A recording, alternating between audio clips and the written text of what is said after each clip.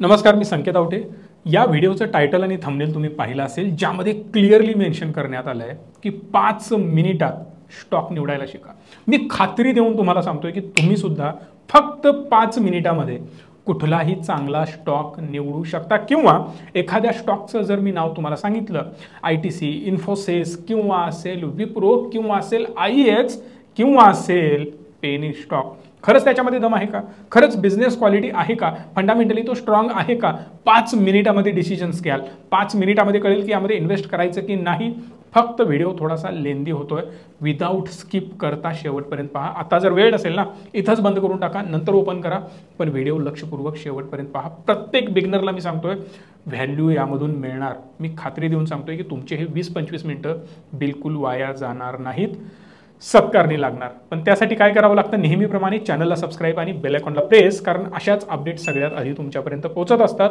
आणि सगळ्यात महत्त्वाची गोष्ट लक्षात घ्या, डोक्याची दारं थोडीशी उघडी ठेवा। एकदम सोप्या पद्धतीनं, एकदम साध्या भाषेमध्ये मी तुम्हाला सांगण्याचा प्रयत्न करतोय। जर तुम्हाला एखाद्या स्टॉकमध्ये इन्व्हेस्ट करायचं असेल तर त्यासाठी एका वेबसाईटची मदत तुम्हाला घ्यावी लागेल। कुठल्याही प्रकारे प्रमोशन नाही, हे सुद्धा क्लिअर करतोय। मग ती मनी कंट्रोल असेल, मग ती असेल टिकर टेप, मग ती असेल स्क्रीनर, तुम्हाला जी हवी ती वापरू शकता। आता मी स्क्रीनरमध्ये तुम्हाला दाखवतोय। मला एखादा स्टॉक निवडायचा आहे, सपोज TCS, मी तर सर्च केलं टाटा कन्सल्टन्सी। यामध्ये मी पहिला प्रोडक्ट आणि पहिली गोष्ट बघणार ती म्हणजे PE रेशो। स्टॉकचा PE काय सांगतो? इथे 28.9 स्टॉकचा PE रेशो आहे। आणि सेम गोष्ट जर तुम्ही हॅवेल्समध्ये बघितली तर 65.6 PE रेशो आहे। मग PE रेशो जास्त आहे ना हॅवेल्सचा, PE रेशो जास्त आहे म्हणून हॅवेल्स चांगला आणि TCS खराब, असं होईल का? किंवा TCSचा PE रेशो कमी आहे म्हणून तो चांगला आणि हॅवेल्सचा जास्त आहे म्हणून तो खराब, असं होईल का? तर त्याचा ॲनालिसिस कसं करायचं असतं? PE रेशो म्हणजे काय याचा थोडासा अंदाज घेऊ। बेसिकली PE रेशो कॅल्क्युलेट कसा करायचा हे सगळ्यात महत्त्वाचं आहे। जर तुम्हाला PE रेशो कॅल्क्युलेट करायचा असेल तर तुम्हाला माहिती पाहिजे स्टॉकची प्राईस। स्टॉक प्राईस काय आहे? समजा स्टॉकची प्राईस 100 आहे। जर स्टॉकची प्राईस 100 असेल तर त्याचा EPS काय आहे? Earning per share. Earning per share म्हणजे एका शेअर मागे कमाई किती होते। जर मी तुमच्या स्टॉकमध्ये 1000 रुपये इन्व्हेस्ट करतोय, स्टॉकची प्राइस 1000 रुपये आहे, तर त्या प्रत्येक 1000 रुपयामागे माझी कमाई किती होते? 2 रुपये, 5 रुपये, 10 रुपये, 1000 रुपये, 800 रुपये की 700 रुपये? प्रत्येक इन्व्हेस्टमेंट मागे रिटर्न ऑन इन्व्हेस्टमेंट माझी काय आहे? सोप्या भाषेमध्ये समजा याचा EPS आहे, एका शेअर मागं आपण 10 रुपये कमवतोय, 100 रुपयामागे 10 रुपये माझे निघतायत, याचाच अर्थ याचा PE रेशो येईल 10। पण जर 100 रुपये स्टॉकची प्राईस आहे आणि माझा EPS आहे फक्त 2, तर PE रेशो बनेल 50। म्हणजेच PE रेशो जास्त आहे का? कारण याचा EPS वाढतोय, एका शेअरची कमाई कमी होतीये, मग याचा अर्थ थोडासा हा मला महाग मिळतोय, थोडासा याची प्राइस जास्त आहे, मला कमी प्राइसला हा एक्सपेक्टेड आहे। मग हे कधी होऊ शकतं? याची प्राइस ड्रॉप व्हायला पाहिजे। मग सपोज EPS 2च राहिला पण स्टॉक मात्र खाली पडून डायरेक्ट 20 रुपयाला मिळाला आणि याचा EPS 2च आहे, यावेळी मात्र याचा PE रेशो पुन्हा 10 वर येईल। मला वाटेल व्हॅल्यू फॉर मनी आहे, मला इकडे इन्व्हेस्ट करायला पाहिजे। आता फक्त PE रेशो बघूनच इन्व्हेस्ट करणार का? नाही। तर हा EPS काय असतो याचा थोडासा तुम्हाला अंदाज देतो। Earning per share is equal to, याचं कॅल्क्युलेशन करण्यासाठी तुमच्याकडे 2 गोष्टी असायला पाहिजेत। टोटल अर्निंग, याच्या कंपनीचे टोटल अर्निंग्स काय आहेत, डिवायडेड बाय आउटस्टँडिंग शेअर्स, म्हणजे टोटल शेअर्स किती आहेत कंपनीचे हे तुमच्याकडे असायला पाहिजे। समजा कंपनीचं टोटल अर्निंग 100 कोटी असेल किंवा 1000 कोटी असेल आणि आउटस्टँडिंग शेअर्स कंपनीचे, टोटल कंपनीचे शेअर्स 100 असतील, तर याचा EPS बनेल 10। जर आउटस्टँडिंग शेअर 200 कोटी असतील तर EPS बनेल 5। अशा प्रकारे EPSचं कॅल्क्युलेशन होतं। जास्त डीप डोकं बडवून घेण्यात काहीही अर्थ नाही। EPS पण आपल्याला इझिली मिळतो, PE रेशो सुद्धा इझिली मिळतो। तो कुठे मिळतो? स्क्रीनरवर। फक्त तुमच्या कन्सेप्ट क्लिअर असायला पाहिजेत, म्हणून मी तुम्हाला या सगळ्या गोष्टी सांगत आहे। PE रेशो, इथं स्टॉकचा PE तुम्हाला पाहायला मिळतो। सेम याचा EPS अर्निंग पर शेअर 19.2 आहे।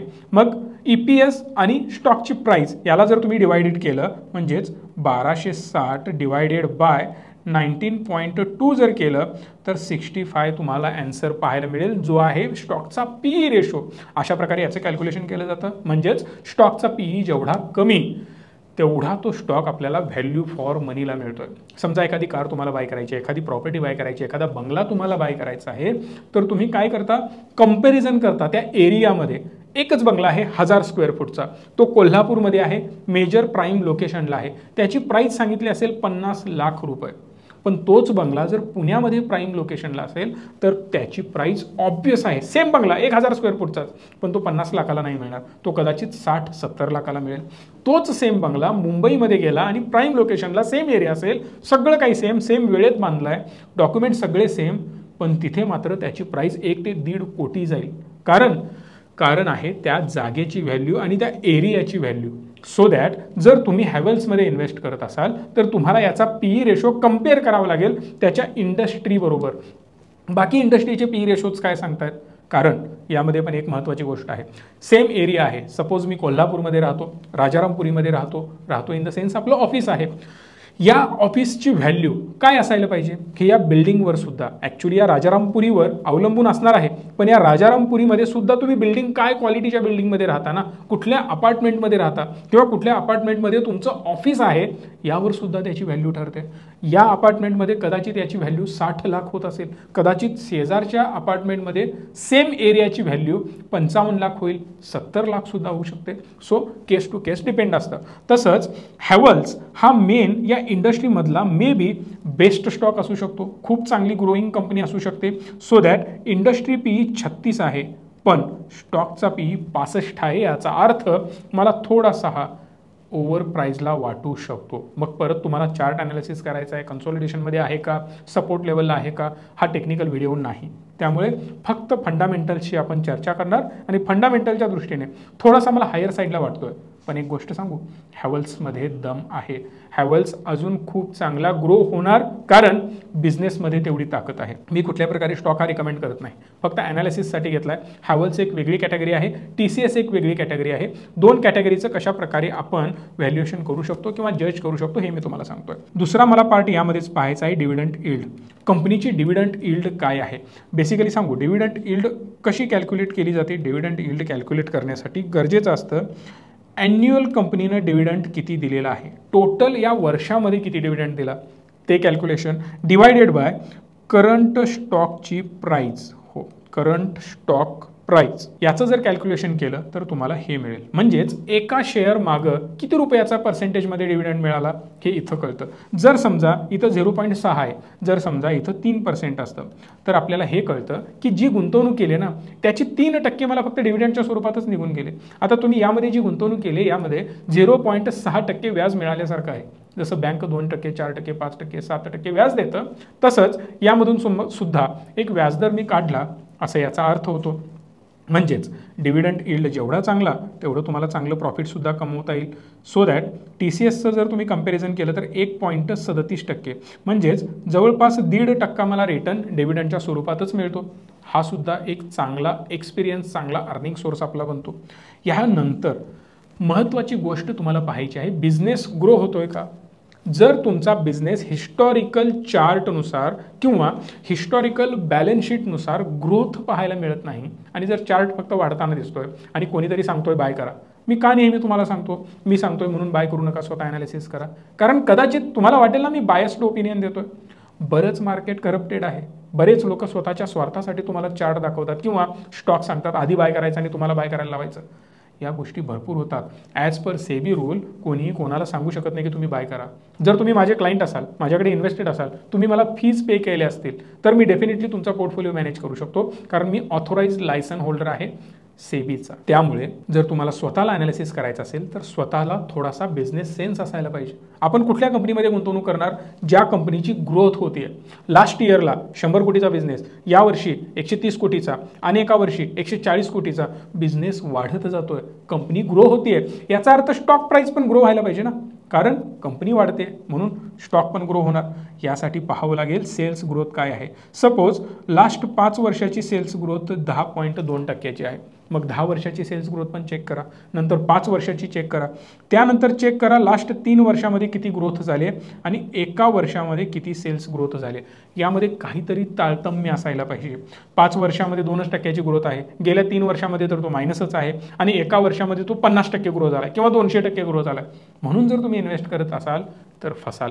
कारण हिस्ट्री एक स्टेडी आणि कॉन्स्टंट असायला पाहिजे, तर आपण त्याचा विचार करू शकतो. आणि जर इथे मिनिमम 10% ग्रोथ असेल ना, तर आपण त्या स्टॉकला चांगला स्टॉक, कन्सिस्टंट स्टॉक आणि फ्युचरसुद्धा एक चांगल्या लेवलला ग्रो होणारा स्टॉक मानू शकतो. जसं TCSमध्ये 10% ग्रोथ दिसते, तसं हॅवल्समध्ये जर तुम्ही लक्षपूर्वक पाहिलं तर 17.9 जवळपास 18% सेल्स ग्रोथ आहे. खतरनाक आहे ॲक्च्युली.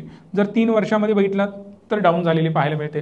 का झाली असेल तुम्ही पण अंदाज बांधा. याचं महत्त्वाचं कारण कोविड आहे. कोविड 20 आणि 21मध्ये होताच, त्यामुळे सेल्स ड्रॉप झाला होता. मग हा फरक TCSवर का नाही? कारण TCS साहेब सॉफ्टवेअर मॅन्युफॅक्चर करते, सर्व्हिसेस कन्सल्टन्सी प्रोव्हाइड करते. इन शॉर्ट सॉफ्टवेअर फील्डमध्ये, IT फील्डमध्ये कंपनी काम करते आणि IT कंपन्या बंद झालेल्या नाहीत, कारण IT सर्व्हिसेस ज्या कंपनींना या कंपन्या देतात त्या तर कंटिन्यूज कराव्या लागल्या. सपोज हॅवल्स आहे, हॅवल्सचे फॅन, बाकीच्या गोष्टी, इक्विपमेंट, इलेक्ट्रॉनिक इक्विपमेंट आहेत, तो सेल्सच ड्रॉप झाला ना, कारण शॉपच बंद होते, बाहेर जाणं अवघड होतं, तुम्ही बाय करू शकत नव्हता. पण या सगळ्यामध्ये हॅवल्सनं त्यांची वेबसाईट बंद केली का? नाही केली. मग ती वेबसाईट चालू ठेवायची असेल तर IT सर्व्हिसेस घ्याव्या लागतील. म्हणूनच TCS सारख्या कंपन्या चालू होत्या, सेल्स पण चालू होत्या आणि सेल्स चांगला होत होता. सो मला यातून हे कळालं की 5 वर्षामध्ये सेल्स ग्रोथ चांगली आहे, म्हणून मी यावर विश्वास ठेवू शकतो. 3 वर्षामध्ये जेन्युइन रिझन होतं, त्यामुळे सेल्स ड्रॉप झाला. मग याचा अर्थ लास्ट इयर चांगलं जायला पाहिजे. बघू शकता 34.5% सेल्स ग्रोथ आहे. इन शॉर्ट खतरनाक कंपनी काम करते, म्हणून मी यावर विश्वास ठेवू शकतो. सांगण्याचा उद्देश हाच आहे, एखाद्या स्टॉकमध्ये जर गुंतवणूक करत असाल तर मिनिमम 10% तुमची सेल्स ग्रोथ असायला पाहिजे. जर मला ते इम्प्रेसिव्ह, थोडं ठीकठाक, चांगलं आहे, अजून जरा मला आनंद होईल इन्व्हेस्ट करण्यासाठी, तर तुमची सेल्स ग्रोथ 15% ॲव्हरेज हे मीडियम आपण याला मानू शकतो. पण जर सेल्स ग्रोथ तुमची 20% अँड अबोव असेल तर याला इंग्लिश नाही तर मराठी शब्द वापरावा लागेल, खतरनाक. मी इन्व्हेस्ट करणारच, तसं आहे ना, आरा खतरनाक. कोण म्हणतं? कमेंट करून सांगा. सो अशा लेवलला आपण या स्टॉकवर इन्व्हेस्ट करू शकतो, विश्वास ठेवू शकतो, कारण ग्रो होतोय बिझनेस आणि ही कन्सिस्टन्सी असायला पाहिजे बरं का. जर 20%च्या आसपास तुमचा सेल्स ग्रो होत असेल ना, तर 100% तुमची कंपनी खूप चांगली आहे आणि या पॅरामीटरमध्ये मी डोळे झाकून त्यावर विश्वास ठेवू शकतो. इन्व्हेस्टिंग करण्यासाठी गरज असते डीमॅट अकाउंटची. लवकरात लवकर डिस्क्रिप्शनमध्ये लिंक करून एक free of cost demat account open करा. या व्यक्तीची हेल्प घेऊ शकता, माझी टीम मदत करेल. या नंबरला कॉल करा. प्लस आमचा सगळा रिसर्च आम्ही तुम्हाला फ्री ऑफ कॉस्ट प्रोव्हाइड करू. FNOचा असेल, लॉंग टर्मसाठी, शॉर्ट टर्मसाठी, बऱ्याच गोष्टी आमच्या प्रीमियम ग्रुपमधून तुम्हाला फ्री मिळतील. आता मी अजून थोडंसं खाली जाणार आणि खाली गेल्यानंतर मला क्वार्टरली रिझल्ट्स पाहणं खूप गरजेचं आहे. आणि क्वार्टरली रिझल्ट्समध्ये मेनली मी काय पाहणार? सेल्स. क्वार्टरली स्टॉक काय करतोय, क्वार्टरली हा ग्रो होतोय का, हे सुद्धा महत्त्वाचं आहे. जसं 2019मध्ये जून महिन्यामध्ये 2700 कोटीचा कंपनीचा बिझनेस होता, पण परत 2200 झाला. थोडंसं मला भीती वाटते. परत 2200च, परत 3 महिन्यांनी 2200 आणि परत 1400. अरे बापरे, काहीतरी गडबड आहे बरं का. जर तुमचा सेल्स खाली जातोय म्हणजे तुम्ही काहीतरी गडबड करताय. पण परत मला कळालं, साहेब इथं कोविड होता, कसं ग्रो होणार? पण नंतर मात्र कंपनीने 2400 कोटी, 3100, 3300, आता मात्र ठीकठाक सुरू आहे. पण परत 21मध्ये थोडीशी कोविडची झलक होती, परत 2600ला आला, पण तिथून परत 3200, 3600, 4400 कोटी आणि 4200 कोटी परत ग्रोथ दिसते. म्हणजेच स्टॉक चांगला आहे आणि क्वार्टरली रिझल्ट्स याचे चांगले आहेत. पण फक्त रिझल्ट्स नको आहेत मला, सेल्स फिगर नको आहेत, तुमचं प्रॉफिट पण पाहिजे. नाहीतर झोमॅटोसारखं सेल्स होतोय माफ हजारो कोटीचा, पण प्रॉफिट कुठं आहे? प्रॉफिट नाही ना. मग कंपनी सर्व्हाइव्ह कशी करणार? लॉंग टर्ममध्ये मी विश्वास कसा ठेवणार? त्यासाठी गरज आहे नेट प्रॉफिटची. आणि जर नेट प्रॉफिट बघितलं तर कंटिन्युअसली आपल्याला यामध्ये कन्सिस्टन्सी दिसते. नो डाऊट यामध्ये ग्रोथ एक्सपेक्टेड आहे, जेवढी एक्सपेक्टेड होती तेवढी नाही, म्हणून आपण थोडंसं याला मीडियम मानू शकतो. ॲव्हरेज नाही तर मीडियम ग्रोथ आहे. आणि यामध्ये महत्त्वाची गोष्ट ही पाहावी लागेल की यामध्ये ऑपरेटिंग प्रॉफिट किती आहे किंवा ऑपरेटिंग प्रॉफिट मार्जिन पर्सेंटेजमध्ये बघावं लागेल. जो तुम्ही सेल्स करताय त्याच्यावर पर्सेंटेज किती आहे, किती टक्क्यांनी तुम्ही धंदा करताय हे सुद्धा पाहणं गरजेचं आहे. मग 15, 14, 14, 12, 12, 9 याचा अर्थ 11-12% आसपास याचं प्रॉफिट मार्जिन आहे. जेव्हा याचं कंपॅरिझन तुम्ही TCS बरोबर कराल ना, तेव्हा थोडासा धक्का बसणं स्वाभाविक आहे. कारण हा IT सेक्टरमधला स्टॉक आहे. यांचे expenses as compared to manufacturing sectors कमी असतात. क्वार्टरली रिझल्ट जर तुम्ही बघितले तर 38,000 कोटी, 40,000 कोटी, 50,000, 52, 55,000 कोटी म्हणजे कन्सिस्टंटली ग्रो होतोय क्वार्टरली. पण क्वार्टरली रिझल्ट्स म्हणजे काय, 3 महिन्याचे रिझल्ट्स येतात आणि हे आपल्याला इथे पाहायला मिळतात. जर याचं नेट प्रॉफिट बघितलं तर हे नेट प्रॉफिटसुद्धा 9,000 10,000 कोटीच्या दरम्यान आहे. पण जर ऑपरेटिंग प्रॉफिट मार्जिन पाहिलं पर्सेंटेज वाईज तर ते 30-29% दरम्यान आहे. खतरनाक मानू शकतो याला. जर कंपनी 25% ऑपरेटिंग प्रॉफिट मार्जिन कमवते, खतरनाक आहे. आणि असा स्टॉक डोळे झाकून आपण घेऊ शकतो. या फक्त क्वार्टरली रिझल्टच्या बाबतीत मी बोलतोय. प्रत्येक सेगमेंट वाईज वेगळा आहे. प्रॉफिट मार्जिन वेगळी कन्सेप्ट आहे, PE रेशो वेगळी कन्सेप्ट आहे. जर याचा PE रेशो 500 असता, नाही, मी अशा स्टॉकच्या नादाला लागणार नाही. पण PE रेशो पण योग्य लेवलला आहे, ते पण बघणं गरजेचं आहे. सेल्स ग्रोथ बघणं गरजेचं आहे. या सगळ्या गोष्टींनी, सगळ्या पॅरामीटरमधून जर स्टॉक चांगला वाटत असेल तर मी इन्व्हेस्ट करू शकतो. ही गोष्ट पाहिल्यानंतर माझ्या मनामध्ये अजून एक गोष्ट येईल की क्वार्टरली तर ठीक आहे, मागच्या 10 वर्षाचा परफॉर्मन्स कसा आहे तुमचा हे पाहणं गरजेचं आहे ना. जर गेले 5-6 क्वार्टर जर तुम्ही चांगलं काम करत असाल म्हणून मी इन्व्हेस्ट करणार का, नाही. मला मागच्या 10 वर्षाची हिस्ट्री बघायची आहे. तर 2011 पासून जर तुम्ही बघितलं तर कंटिन्युअसली सेल्स ग्रो होतोय, प्रचंड सेल्स ग्रो होतोय, म्हणून मी डोळे झाकून विश्वास ठेवू शकतो. OPM जर बघितला तर 30% साहेब. ऑपरेटिंग प्रॉफिट मार्जिन 25%च्या वर असणं म्हणजे सोप्या कोल्हापुरी भाषेत उत्तर खतरनाक. सोबत जर याचं नेट प्रॉफिट बघितलं तर ते सुद्धा ग्रो होत आहे आणि हे सुद्धा 40,000 कोटीच्या आसपास आहे. म्हणजे कंपनी जबरदस्त काम करत आहे. या गोष्टी जेव्हा आपण पॉझिटिव्हली पाहतो तेव्हा स्टॉकवर आपण खूप चांगला विश्वास ठेवू शकतो. बट ज्या कंपनी सर्व्हिसेस प्रोव्हाइड करतात, मॅन्युफॅक्चरिंग करतात, यामध्ये एक गेम असते बरं का, ऑदर इन्कम. उगच आकडे फुगवायचे आणि बॅलन्स शीट मोठी करायची म्हणून ऑदर इन्कम खूप हेवी दाखवला जातो. 600 कोटी, 3,000 कोटी, 4,000 कोटी, परत 4,000 कोटीच्या आसपास. जर याला बघितलं तर तुम्हाला वाटेल अरे यार 4,000 कोटी ऑदर इन्कम, कुठून तरी पैसा पोर करताय का, काहीतरी गडबड आहे का. या कंपनीमध्ये नाही, कारण यामध्ये कन्सिस्टन्सी आहे. 4,000 कोटीच्या आसपास हे बरीच वर्ष झालं ऑदर इन्कम कमवत आहेत. पण जर टोटल इन्कम बघितला तर तो 2 लाख कोटीपेक्षा जास्त आहे. 2 लाख कोटीच्या कंपॅरिझनमध्ये 4,000ला जर तुम्ही कम्पेअर केलं तर हा फक्त 2% होतो. आणि 2% ऑदर इन्कम म्हणजे काही मोठी गोष्ट नाही, असू शकते. पण बऱ्याच कंपन्यामध्ये होतं काय, कंपनीचा नेट सेल्स असतो 500 कोटीचा किंवा नेट सेल्स असतो 100 कोटीचा आणि ऑदर इन्कम 300 कोटी. 100 कोटीच्या कंपॅरिझनमध्ये नेट ऑदर इन्कम त्यांचा असतो 90 कोटी, 95 कोटी. जर ऑदर इन्कम थ्रूच तुम्ही एवढं कमवता याचा अर्थ काहीतरी गडबड आहे. सेल्स तर तुमचा होत नाही, पैसा कुठेतरी ऑदर इन्कमच्या माध्यमातून येतो. ते असतात पेनी स्टॉक आणि तुम्हाला फसवून त्यामध्ये अडकवलं जातं. सो ऑदर इन्कमवर लक्ष असायला पाहिजे आणि तो खूप इम्पॉर्टंट पॅरामीटर आहे. याच्यानंतर जी इम्पॉर्टंट गोष्ट पाहायची आहे ती बॅलन्स शीट. कारण बॅलन्स शीटमध्ये कर्ज किती आहे हे बॉरोईंगमध्ये आपल्याला कळतं. TCSचं जर कर्ज तुम्ही पाहिलं तर 7,000 कोटीचं कर्ज आहे. 7,500 कोटी एवढं कर्ज, काहीतरी गडबड आहे. एवढं मोठं कर्ज का घेतलं. पण साहेब याचा सेल्स आहे 2 लाख कोटीचा, त्या मानाने हे कर्ज काहीच नाही. नेट प्रॉफिट कंपनी कमवते 10 लाख कोटी रुपये, याच्या कंपॅरिझनमध्ये हे कर्ज काहीच नाही. एक प्रॉफिट जरी कंपनीने स्पेंड करायचं ठरवलं ना तरी 7-8 कोटी निघून जातात. त्यामुळे एवढी मोठी गोष्ट नाही. बरं, याच्या पुढचा पॅरामीटर येतो रिझर्व्स. कंपनीकडे कॅश किती पडली आहे हे सुद्धा पाहावं लागेल. इथं जर लक्षपूर्वक पाहिलं तर 97,000 कोटी, जवळपास 1 लाख कोटी रुपये कंपनीकडे पडून आहेत. कॅश आहे, मग ते युटिलाइज करत असणार वेगवेगळ्या माध्यमातून, पण कंपनीकडे 1 लाख कोटी आत्ता अवेलेबल आहेत. याचा अर्थ हे कर्ज निग्लिजिबल आहे. पण जर हे उलटं असतं तर 1 लाख कोटी रुपयाचं कर्ज आणि 7,000 कोटी रिझर्व्हमध्ये, मग मला थोडासा डाऊट आला असता, मला थोडंसं भीती वाटली असते, मला थोडंसं अजून ॲनालिसिस करावं असं वाटलं असतं.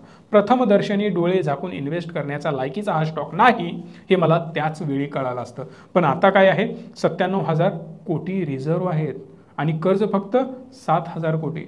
नो डाऊट मी हेच समजेन की कंपनी कर्जमुक्त आहे, घाबरण्याची बिलकुल गरज नाही. इन्व्हेस्टिंग करायचं असेल पण तुम्हाला काही नॉलेज नसेल, आमची एक्सपर्टीज तुम्हाला हवी असेल तर लवकरात लवकर या नंबरला कॉल करा. माझी टीम तुम्हाला हेल्प करेल आणि हवं त्या क्वांटिटीमध्ये आणि हवी ती अमाऊंट इन्व्हेस्ट करण्यासाठी आणि त्याला मॅनेज करण्याची जबाबदारी आम्ही आमच्यावर घेतोय. पुढचा आणि खूप महत्त्वाचा डीप लेवलला जाऊन पाहणारी गोष्ट आहे कॅश फ्लो. कंपनीचा कॅश फ्लो काय सांगतो. तुम्ही म्हणाल कॅश फ्लोची काय गरज आहे साहेब, सेल्स होतोय की, ठीक आहे, पण ऑपरेटिंग ॲक्टिव्हिटीमधून, इन्व्हेस्टिंग ॲक्टिव्हिटीमधून आणि फायनान्सिंग ॲक्टिव्हिटीमधून कॅश फ्लो काय होतो हे पाहणं गरजेचं आहे. कॅश फ्लो काय सांगतो? समजा मी आज सेल्स केला 100 कोटी रुपयांचा, माझ्या बॅलन्स शीटवर दिसणार 100 कोटी. 100 कोटी कसे दिसतात? मला एक इनव्हॉइस आलं, परचेस इनव्हॉइस आलं की मला एक 50 कोटीची ऑर्डर तुम्हाला द्यायची आहे. मी त्या ऑर्डरच्या अगेन्स्ट मी ऑर्डर पास केली, याचा अर्थ तो माझा सेल्स झाला, माझ्या इन्व्हेंटरीमधून माल तुम्हाला जाणार, मी तो माल तुम्हाला दिला. किती कोटीचा? 50 कोटीचा. आता हे 50 कोटीची ऑर्डर तर मिळाली, मी डिस्पॅच तर तुम्हाला केलं, पण यातून ते 50 कोटी तुम्ही मला दिले का? हे कुठं लिहिलंय? नाही. हे कळतं कॅश फ्लोमध्ये. हो, जर कंपनीने 50 कोटीचा धंदा केला असेल, मला वाढवायचा आहे ना, मला दाखवायचं आहे, मला स्टॉकला पळवायचा आहे, माझा इरादा चुकीचा आहे, माझा हेतू वाईट आहे, म्हणून मी 50 कोटीची ऑर्डर माझ्याच मित्राला सांगितली, दे इनव्हॉइस बनवून, मी देतो सेल्स बनवून, तू काय मला पैसे देऊ नको, फ्रॉड करून टाकू. या गोष्टी पण होऊ शकतात. कदाचित कंपनीचं इंटेन्शन चांगलं असेल, त्यांनी उधार माल दिला असेल, पण दिलेली कंपनी जर बुडीत खात्यात गेली तर, कंपनीच बंद पडली तर. सो हे पैसे आलेत की नाहीत हे मला कॅश फ्लोच्या माध्यमातून कळतं, आणि म्हणून कॅश फ्लोचं ॲनालिसिस करणं गरजेचं आहे. जर TCS सारखी कंपनी 2 लाख कोटी रुपयाचा सेल्स करते, जर सेल्स 2 लाख कोटीचा होतोय, तर ॲटलिस्ट याच्या आसपास कुठेतरी कॅश फ्लो मला दिसायला पाहिजे. मग तो किती असायला पाहिजे? 1,80,000, 1,90,000, कदाचित तो 2,20,000 कोटी पण दिसेल, कारण मागची उधारी या क्वार्टरमध्ये किंवा या इयरमध्ये निघाली असेल, असं पण असू शकतं. सो आसपास कॅश फ्लो असणं गरजेचं आहे. आता तुम्ही म्हणाल हा कॅश फ्लो तेवढा दिसत नाही आहे, घाबरू नका, यामधली काही अमाऊंट स्पेंड केलेली असते, मग ते सगळं आपल्याला बॅलन्स शीटमध्ये चेक करावं लागतं. हे जे निगेटिव्ह तुम्हाला दिसतं, याचा अर्थ कंपनीने हेवी इन्व्हेस्टमेंट्स त्याच्या ॲसेटमध्ये असेल, इन्व्हेस्टिंगसाठी केलेली असेल, किंवा त्यांच्या बॅलन्स शीटवर ज्या गोष्टी तुम्हाला बाय केलेल्या दिसतात ॲसेटच्या स्वरूपात, त्यामध्ये गुंतवणूक झालेली असेल, त्यामुळे हे आकडे निगेटिव्हमध्ये पाहायला मिळतात. सो याचं थोडंसं ॲनालिसिस करणं खूप गरजेचं आहे, आणि कॅश फ्लो हा पार्ट खूप इम्पॉर्टंट आहे. कॅश फ्लो नंतर सगळ्यात महत्त्वाचा पार्ट असतो तो म्हणजे शेअर होल्डिंग पॅटर्न, आणि शेअर होल्डिंग पॅटर्न खूप इम्पॉर्टंट आहे. जर प्रमोटरला त्याच्या स्टॉकवर विश्वास नसेल तर तो शेअर होल्डिंग स्वतःचं कमी करत जाणार, आणि जर त्याला त्या बिझनेसवर विश्वास असेल तर त्याचं शेअर होल्डिंग वाढवणार. शेअर होल्डिंग म्हणजे मॅक्सिमम मालकी हक्क माझ्याकडे, आणि अशा केसमध्ये आपल्याला कळून येतं की प्रमोटरला त्याच्या बिझनेसवर जास्त विश्वास आहे. इथं बघू शकता फक्त 72% प्रमोटरकडे होल्डिंग होतं, पण त्याने वाढवलं 72.30 केलं. तो स्वतःचे स्टॉक बायबॅक करतोय एक क्वार्टर नंतर. आता समजा इथे 70% आहे, परत 72 झालं, परत 75 झालं, परत 76% झालं. याचा अर्थ प्रमोटरला विश्वास आहे, तो स्वतःचे स्टॉक बाय करतोय, बिझनेस वाढणार असं त्याला वाटतं, म्हणून तो बाय करतोय. अशा केसमध्ये आपण त्या बिझनेसवर अजून जास्त विश्वास ठेवू शकतो. मिनिमम 51% शेअर्स तरी त्या प्रमोटरकडे असावेत अशी अपेक्षा आहे. हां, काही स्टॉक गव्हर्नमेंट चालवतं, ट्रस्ट चालवतं, अशा केसेसमध्ये तिकडे व्हॅल्युएशन जर तुम्ही बघितलं किंवा प्रमोटरचं होल्डिंग बघितलं तर निग्लिजिबल असतं किंवा नसतं सुद्धा, कारण तिकडे प्रमोटर बऱ्याच वेळा नसतोही.